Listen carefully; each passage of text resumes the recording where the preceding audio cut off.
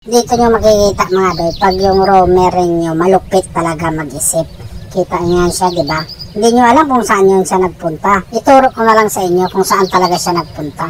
Pupunta yun siya ng red para makapag-invade kami dito mga doy. Kasi yung Cornelaya butas, so ando na nga yung taon. Pag makita nyo na namang mag-invade yung Romeo, tulungan nyo rin mga doy. Huwag lang kayong lumantaw kasi pagkakataon nyo na yan eh. Bigla kaming lumamang sa pagkakataon na yun mga doy. Pero huwag kayong magkumpiyansa. O, kita mo, andito na silang Angela. Tsaka hindi rin nagpapahuli yung Granger. Iniwanan niya yung lane niya. Ibig sabihin, mininto si mga doy, lalamang yung MA namin sa pagkakataon na yun. Mindset ba? Mindset lagi. Habang iniiwanan mo kasi yung lane mo, siyempre, yung kalaban mo nandun sa lane na nanatili, nakakuha ng marami yung gold mga doy. Dumato talaga yun. Mataas kaya ang palitan ng gold ngayon. Sus, Mariusep. Tapos dito, na-secure ko pa yung taon yung pagong ngayon. Kasi, andyan naman yung mga kakampi ko. Yung rom ko rin ay tangki talaga yan. Kaya laki ng tiwala natin dyan. Hindi na rin talaga mapigilan yung Granger nila. Pero ang pagkakamali lang talaga niyan mga doy, ng Granger na. Kahit hindi yan mapigilan.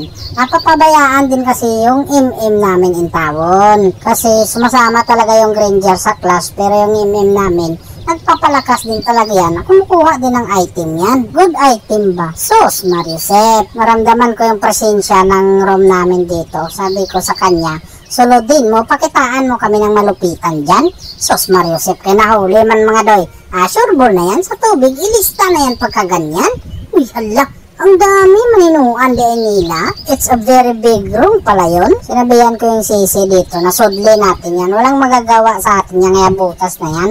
Kaya nag-ultimate siya mga doy. Kaya nag-ultimate din ako para hindi tayo mababawasan ng kahintang.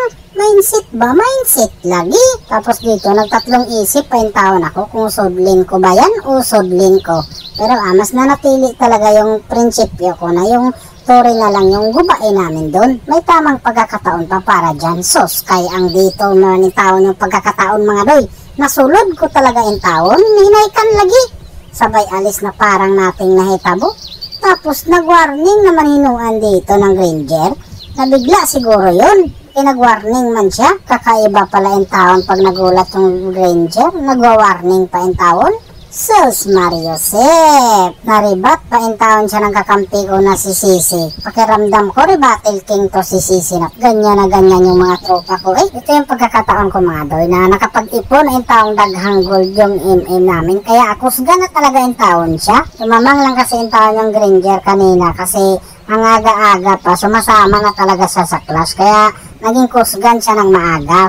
Pero hindi niya iniisip na yung MM namin na pinababayaan lang yung taon niya. Kaya dito narinig ko yung victory.